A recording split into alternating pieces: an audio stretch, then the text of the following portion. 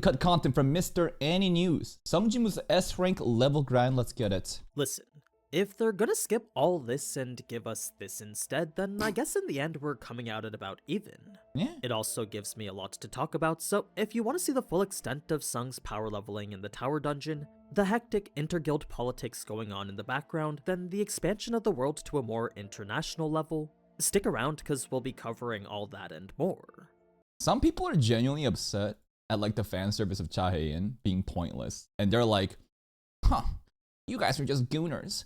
What do you get from Chahaein showing up out of a swimming pool? Huh? What does it add to the story? Here's my take on this. It's not that serious, first of all. But secondly, fan service like this does add to the story. Because if you actually use your brain, you would realize that this character is actually really important in the future. Even myself, who's not even like a source material reader, can understand that the anime is going out of its way to market this girl. Obviously, sex sells, to use her for fan service to get the eyes going. But also, it kind of hypes her up. And by the time that she actually shows up in the future, you will now care way more about this character, and therefore adding to the story. So like, this is not just pointless fan service. To you at a first glance, it'll seem like that. But what you don't understand is that for the anime onlys, for them to get early exposure to her in a fan servicey way, it builds up the hype for the future. We'll be covering all that and more. It's everything the anime left out from the novel and manhwa. Let's get started. But first, before we get started... Episode 15. No ad! Still a long way to go. Covering chapters 56 to 61 from the manhwa and chapters 65 to 75 from the novel. To start things off right after the Red Gate, there was a whole cutscene where Miss Park was debriefing with Beck and Dawn. She was basically describing everything she saw as best as she could remember. She better not be fucking snitching on my boy. Things like how Sung would do push-ups in the middle of the night, all the way to his ability to use spatial magic and his conflict with Kim. Okay. Most importantly was his ability to control dozens of summons, but the most unbelievable thing was the fact that he cleared this Red Gate all by himself. Yes, he did have his summons to help him, but as soldiers deriving from his very own skill Still set, him. it was still technically him doing the dungeon solo. This was a feat truly unfathomable, since even for an S-rank hunter like himself, Beck knew on his own all he could do was just barely solo a B-rank dungeon.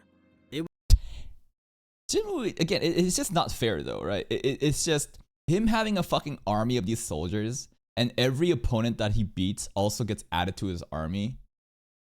It's on a different level. At this rate, S rank isn't enough to contain him. There might need to be another fucking category just for him. B-rank dungeon. It was news that all but confirmed that Sung had reawakened, and with an incredibly rare skill on top of that. It was already rare for a hunter to control any summons, so to control 10s of them, well, that was, as I said, unbelievable. Not a reawaken though, that's their assumptions, because a reawaken would be like you jumping to one rank and then like you're stuck there again. He just continuously grows. Haven't seen any other character with summons though, or familiars. It was actually a skill no one thought to have even been possible. Love the scene. Not Beck or his extensive connection to hunters across the globe either. This then begs the question of how much money Sung is worth, which, as unthinkable as it was to consider, his value would only skyrocket the moment he was reassessed properly. Oh, the stonks are gonna go up, man. Like, again, he is gonna get reassessed. The trailer proved it, right? So, oh, he's gonna be S rank. He's gonna be S rank. And then, God, imagine like they whore him out like Chahaein across the magazines. Just him just like doing this kind of pose with Chahaein in the background or something. That being the case, Beck knew he needed to recruit Sung before that. It was the only way to recoup their losses from the Red Gate. They gotta poach him. It was here Miss Park would express her interest in joining their efforts, since as the person who spent the most time with Sung, she believed her familiarity would prove useful. You know what the most fucked up thing about her name is, and how deceptive Korean is when it gets translated to English? And I don't blame non-Korean people for pronouncing it wrong, because the English literally fucks you up. For whatever reason, they added an R in Park. P-A-R-K. Park is what they call Park. There is no R. It's more closer to B-A-K. Park.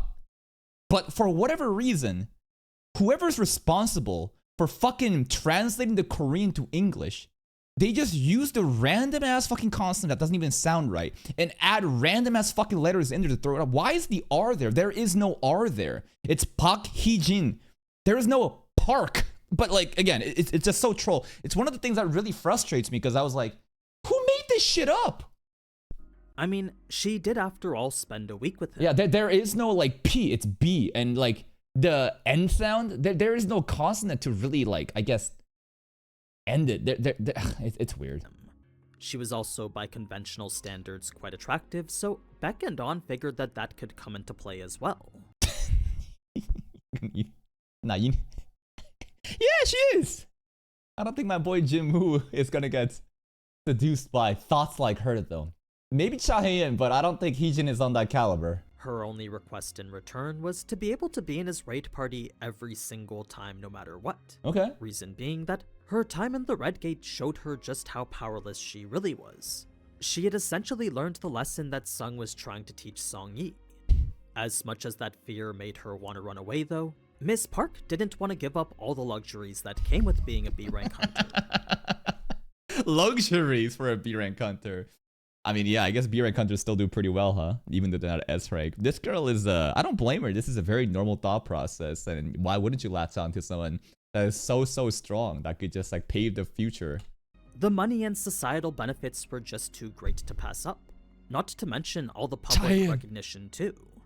So, what better way to remove the high-risk factor making her ideal job so dangerous than to do raids with the man who could solo a red gate? Straight up, she gold digging, she leeching, but like it's smart. I want to do that shit. You telling me that like there's gonna be less danger, I have to do less, and while I get to, you know, enjoy the perks of being a hunter like this? Fuck yeah, sign me up. Just as how he kept his promise to Song Yi, Miss Park wanted that same promise to be made to her. Just thinking about it made her heart flutter. Heart's not fluttering, bro. She sees the dollar signs, bro. So, this was how Miss Park ended up working with On, since at the end of the day, the request wasn't all that difficult. It is actually so interesting how much in detail they went with this character and her thought process and all the superficial things that she's chasing, which is very realistic. The anime would never show any of that, right? But wow, they go really into detail for these characters in the source material. Beck would then ask On for Sung's phone number, but not for the reason that you might think. Why not? Maybe he wants to go on a date too, man. You see, where On believed Beck was gonna rush things and force Sung away from the guild, he instead stated it was only to thank Sung properly. Okay. After thinking more about what Sung had done for them, Beck realized Sung didn't just save the lives of his guildmates. He had also ensured the guild's honor wasn't tarnished with a dungeon break. Okay. So, Sung had saved their public image from some very harsh criticism. I'm telling you, man, one of these days, our boy's gonna be in the fucking magazine. Just him and Cha Hae-in together, bro. Dude, look at fucking guild leader Che over here. Bro is aura farming like crazy. Cha Hae-in and Mr. Beck is just like looking straight forward. And then this motherfucker. Look at him posing for the camera. Yes, Guildmaster Che. We can see the rings, bro. I see the rings. I see it. And that made Beck realize just how regretful his actions were here. It was a good enough reason for On to give Beck Sung's number, but right as he was about to, he would pause because Miss Park was trying to copy it herself. This girl's a demon, bro. She's so fun. I wish we got to see this shit, bro. Oh, what's his number? What is it? I need to fucking stalk it right now. Whether she's There's the nurse has his number though, right? Back in season 1 when he first got ripped, and then a nurse was like, "Can I have your number?" Didn't she get it? Succeeded or not is unknown, but it is implied that she may have gotten her hands on it. This brings us now to a scene with the Hunters Guild where Choi would be now learning of the Red Gate incident himself. How did he come across such confidential information? Well, it was standard practice for every guild to have 1 or 2 informants within the association. We got some rats. It was by far the best way to stay ahead of the competition. Now, I won't dive too deep into the reaction to the peculiar information that was leaked to them, but the gist is that they knew the White Tiger Guild was hiding something. I mean, even the association knew they were as well. The only reason the association didn't probe further was because the fault of the Red Gate was solely theirs. They fucked up. It would be far too bold to demand information for an incident that they caused in the first place. That's right. They could have simply prevented this if they were little bit more like cautious about their safety measures, but they just ignored it. It's like an arms race right now. Every guild wants their hands on Sung Jin-woo. Everybody.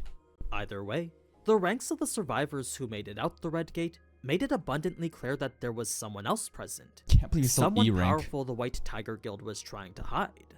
This was a person Choi knew he needed to recruit himself, but unless he knew who that person was, Choi was unfortunately stuck.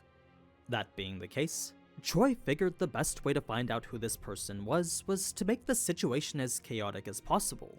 He would leak the Red Gate incident to the media, then force the White Tiger Guild into a situation where hiding the truth just wasn't possible anymore. Oh, this guy really is Aizen, bro. He's using his brain like crazy. A relentless bombardment from the media was sure to uncover any secrets that they were hiding. Huh. Switching over to the dungeon with Jinho now, at this point, Sung was level 60. Him and his shadows could clear a C-rank dungeon in no time at all, so it was decided 4 more raids would be done today while the last 5 would be completed tomorrow. That's when their dinner would be had too, bringing an end to what Sung believed was a relationship built on pure transaction. Jinho's heartfelt spiel— transactional relationship.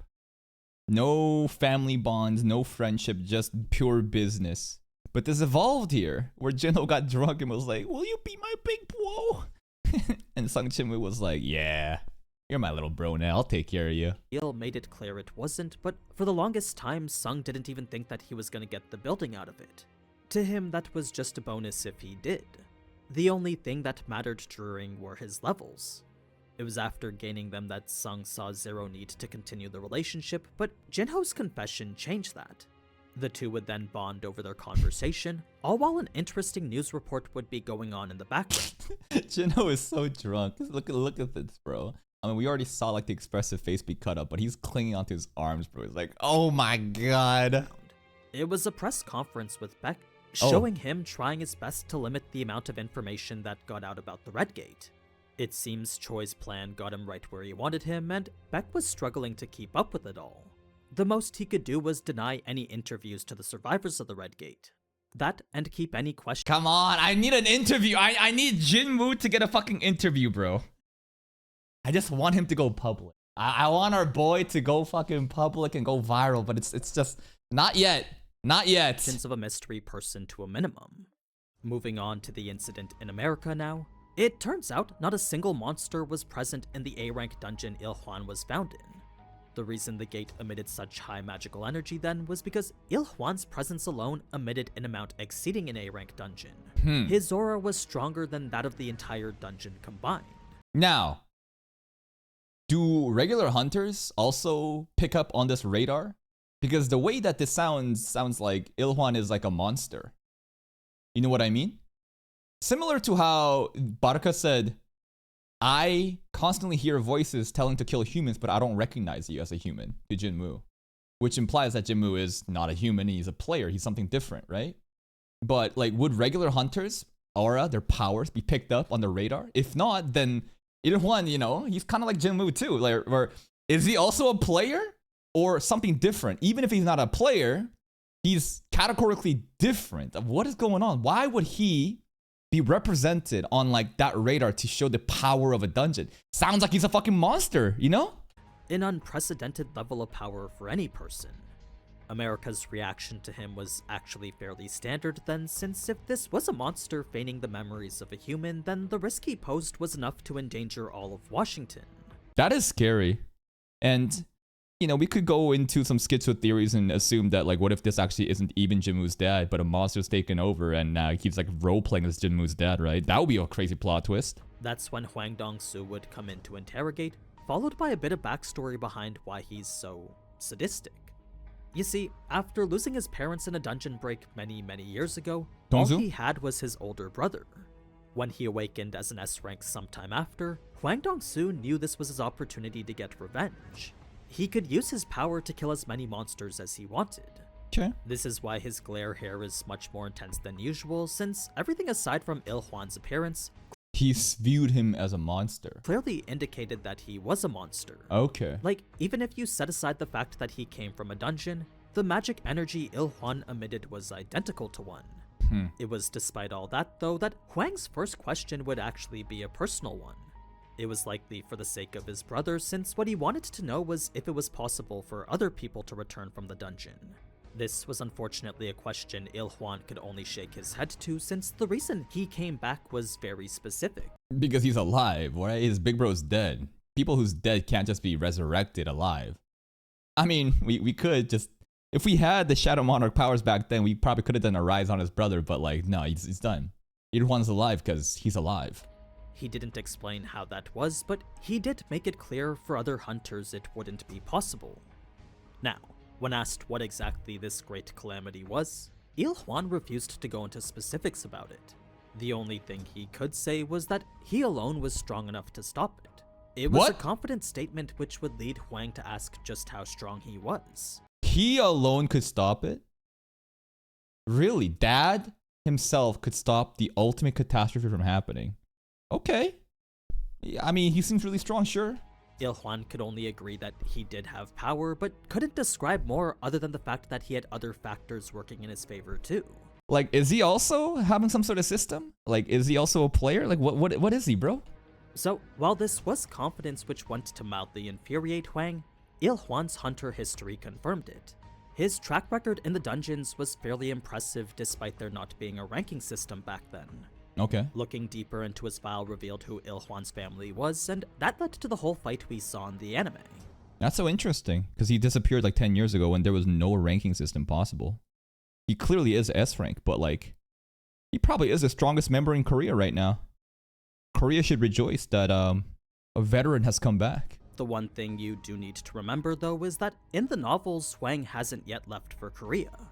That being the case, he doesn't know Sung was trapped in a red gate, and he doesn't imply Sung is dead already. What he does imply is that he's going to kill Sung, a message Ilhuan obviously didn't take too kindly. Yeah. Like, he was defeated before the damage could spread was like the description of this fight, quote unquote fight. Not even a fight. This shit was a fucking massacre. And now Daddy's loose, right?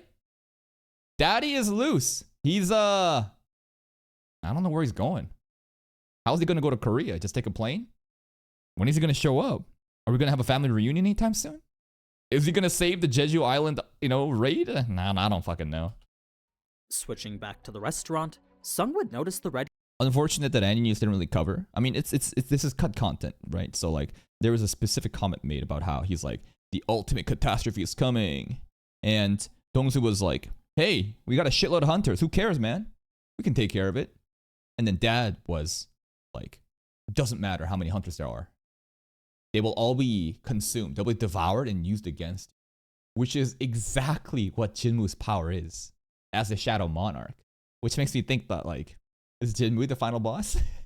Is he the great evil?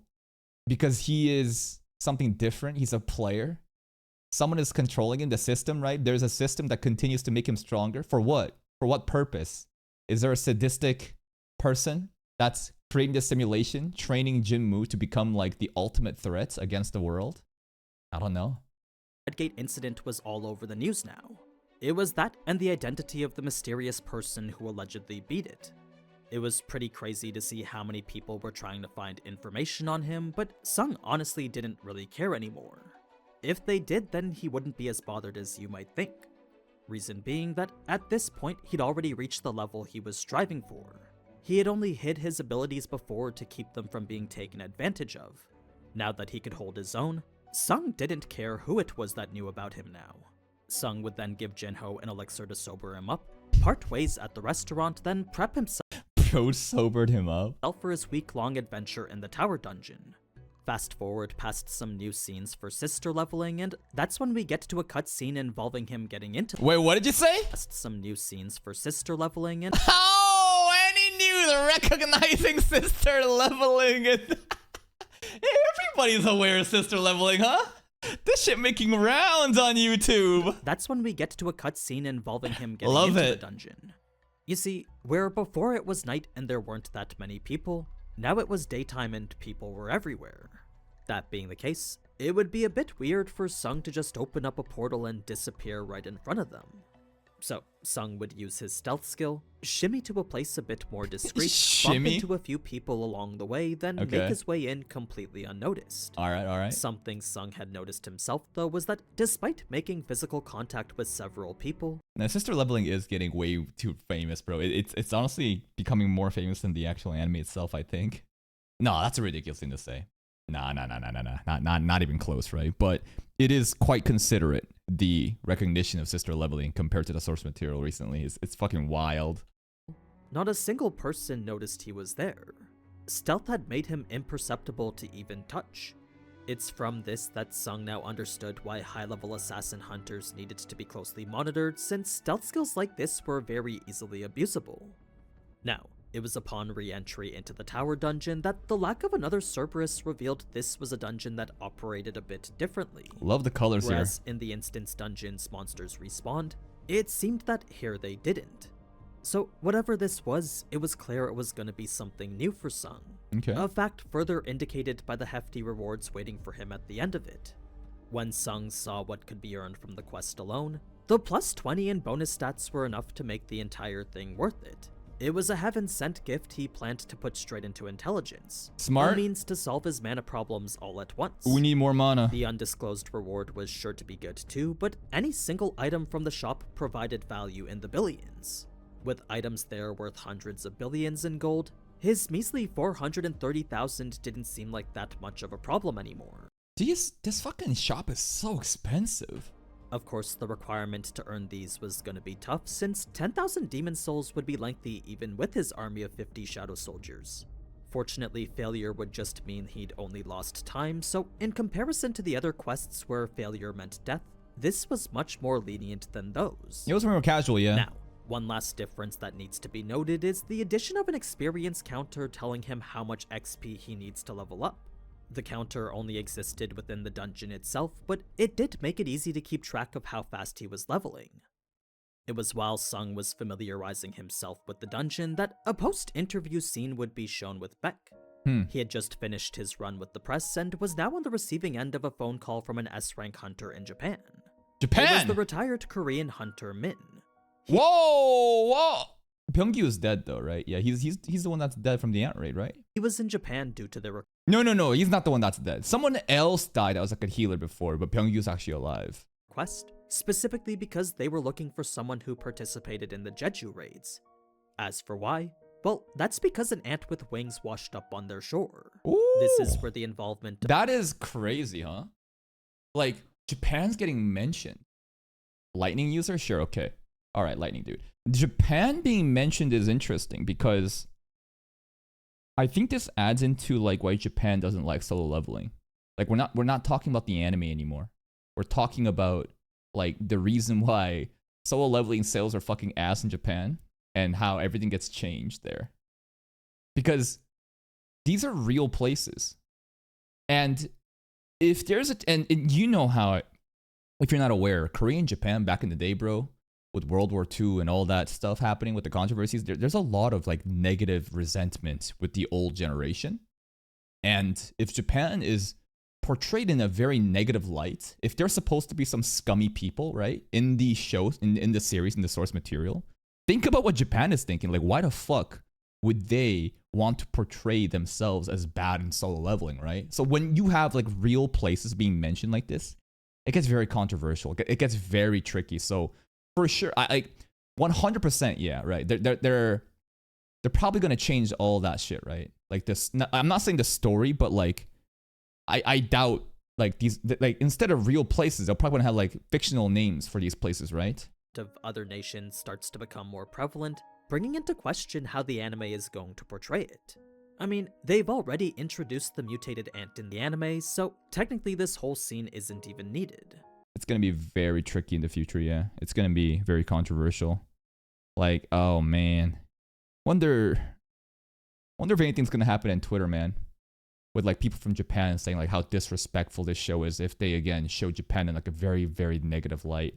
And like if Japan's involved, what about China, right? What about China, Japan, Korea, like all these different places? I mean, America's already being brought in, but I guess America doesn't really care, huh? Well, we haven't had a real American hunter just yet. We've had a Korean hunter that resides in America that's pretty shitty. Haven't had anyone actually America, show up and be represented in like a bad light just yet. So it'll be very interesting. That said, I'd be very surprised if they cut out all the Japan stuff completely. Now, the anime skipped Right there, right? Cut out the Japan stuff completely from Aninews. through quite a few of the lower floors, but to give an idea of what Sung was going through, he was extremely ecstatic since this was the most efficient level farm since the subway dungeon. Not only was he getting experience, but also plenty of item drops too. There was numerous loot that could be sold to the store for hundreds of thousands of gold apiece. Initially, he wasn't very sure where to go, but after seeing the pillar of light in the distance, Sung hopped on Tank and rode him all the way there. Like a video game. As for why he chose the name Tank, it was simply because the bear It's was tanky. as big as a tank. Yeah, his naming schemes for monsters are very simple. Why make it complex, bro? Bro looks like a tank. It's a tank. She got a fat booty, so I call her Fat Booty. It was once at the Pillar of Light that the whole thing was revealed to be just one giant magical elevator. Sung could access any floor from it, so long as he used a permit to unlock it. It made it so whether it was the 100th or 1st floor, every floor was connected by the same Pillar of Light. Okay. So, these lower floors granted him levels far faster than the C-rank dungeons, since where 9 C-rank dungeons were required to gain just 1 level, only 4 hours here gained him the same. So much He was EXP essentially farming. climbing to the upper echelons of the S-rank now. Upper echelons of S rank. We're not even lower S rank. We're upper S rank. By the time he came out of the red gate, probably somewhere lower S rank. This EXP farming is crazy. It's quite the training arc right now. He's gonna be insane when he comes out. How did Sung know he was at the S rank? Well, when he met Beck, he knew right then and there that he had just barely reached the S rank. Okay. He wouldn't have been able to brush him off like this if he hadn't. even brushing off the hand would it be possible if he was A rank? I don't know.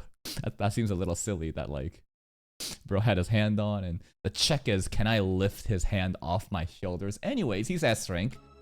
2 days of grinding got him to floor 27, where the demons now gave 300 XP apiece and his soul count was sitting at 2100. He was also at level 67, so to say he was satisfied with his growth would be an understatement.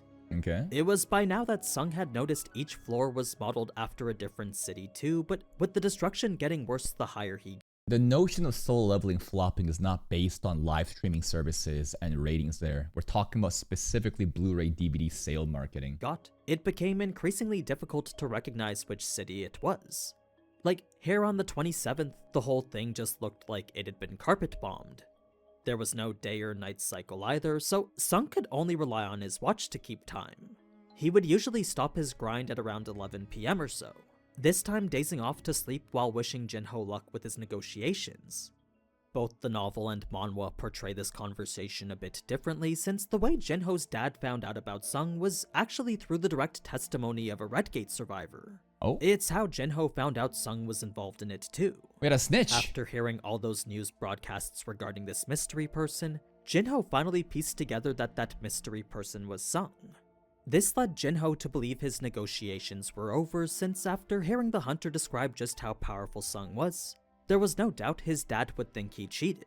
Nah, Dad's fine with the cheating. Dad wants you to cheat. Dad wants the power. Dad's like, can I get a piece of that? Damn, my elder son is kind of failing right now. He couldn't push Sahe in. You should honestly just take Sung, in and let's just go. His dad's reaction was actually the opposite though, since he was just happy his son went into the dungeon with a plan. It was also incredibly convenient. Listen, stop fucking. Who are you arguing with right now?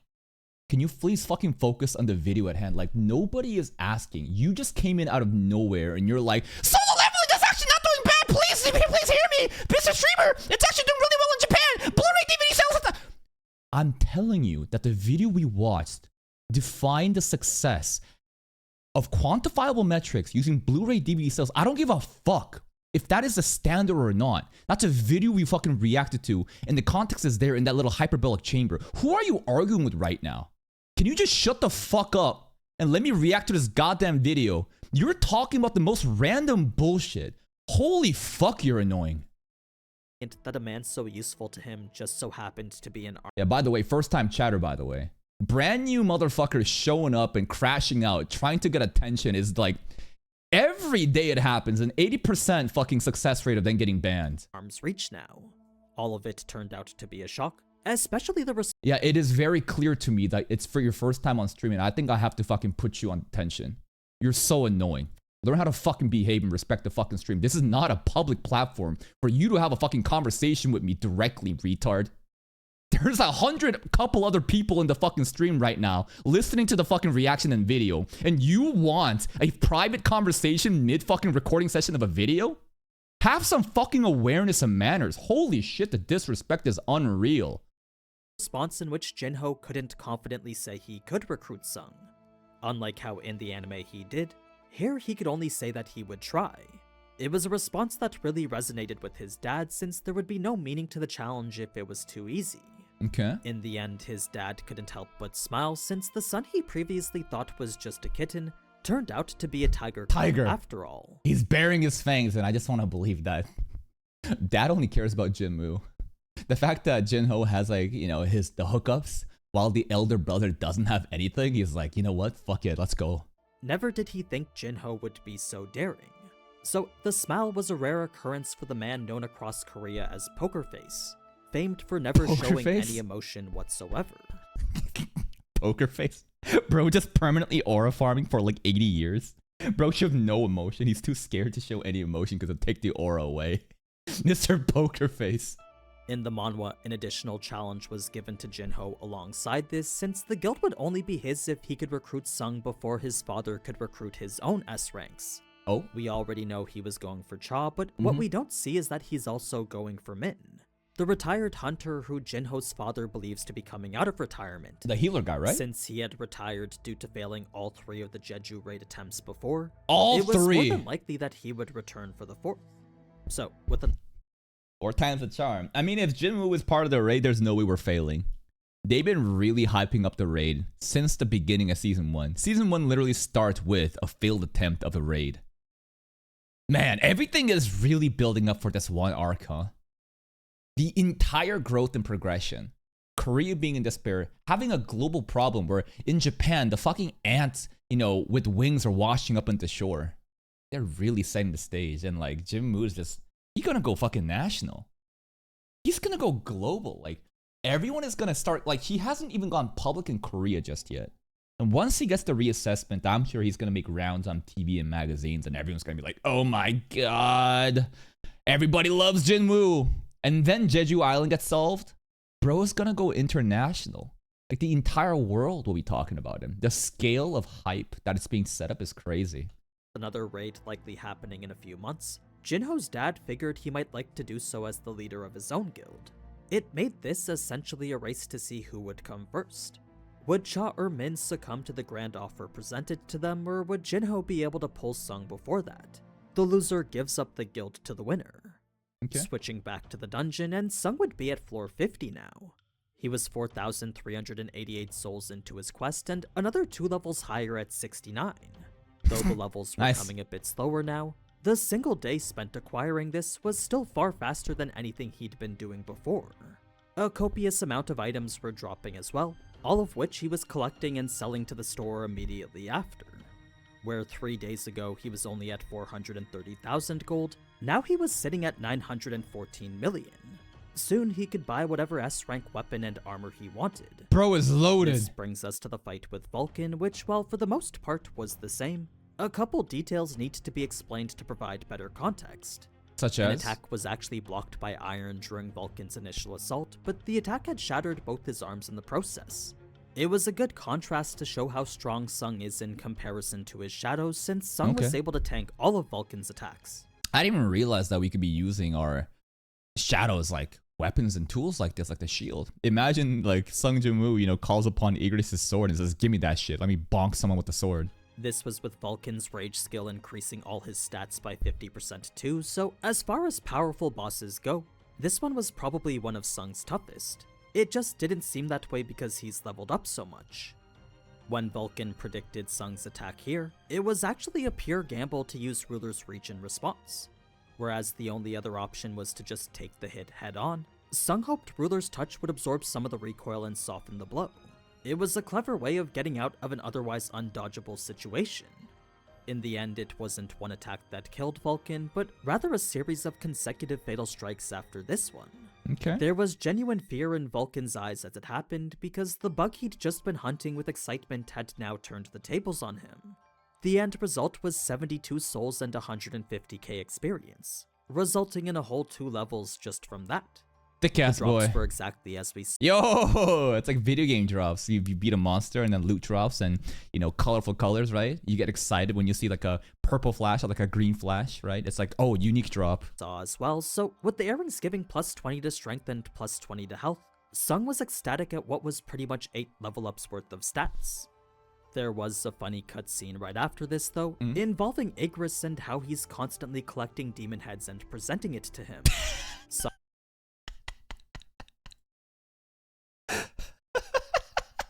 My liege, I brought you the heads of our enemies. It's like a dog that comes to you and drops a stick. It's like, I didn't ask for this, but the dog is like so happy. They just want to show you like, here's the stick I picked up for you. Look, come on, are you happy? Look at me, my master. am I a worthy servant? Please praise me. Oh, they should have animated this. This would have been such a funny moment. But it takes the aura away from Igris. But I love the personalities of the shadows, right? Ever since Iron showed up in the anime specifically, like, you know, you got to see the shadows, you know, soldiers show more personality. Having Igris do stuff like this, very cute. It's very cute. Funny cutscene right after this though, involving Igris and how he's constantly collecting demon heads and presenting it to him. Neil. Sung only saw this as a minor annoyance, but the bigger annoyance was the fact that Iron was trying to copy him. Iron's trying to Somehow, when no Iron and Igris rivalry, bro. one was looking, Iron had cut off Vulcan's head and dragged it to Sung as well. Oh, it wasn't even his see? skill I can do it bigger. Igris brought small heads. Look, I brought a bigger branch. Come on. to begin with, but because Igris was doing it, Iron felt he had to do it better. It's very cute. Now, aside from another cut Man, they should have included that shit. Fuck, that'd be so funny, man. The anime's trying to be too serious. I wish the anime would portray scenes like this. I don't think it would take away from it. You could say minus aura. It's just so cute. scene where Sung tests the Orb of Avarice, that's pretty much it for this episode. Alright. So, all in all, it was quite a lot. Some big scenes, some small scenes, but each building the world and characters into something more. There was actually quite a bit more than I thought there would be. So, let me know what you think down in the comments, and if you liked what you saw, then Yes, I did like what I see. I think the most interesting thing about this entire video, for me specifically, was Song Il-won, the dad, his powers being measured by a meter. Like, isn't that very odd that his dad's aura is being picked up on these devices that gauges a dungeon's power? Which really hints that, like, is he a monster? Is he a different category of person? Just like how Jinmu was differentiated by Baraka saying like, I don't hear these voices telling to kill you.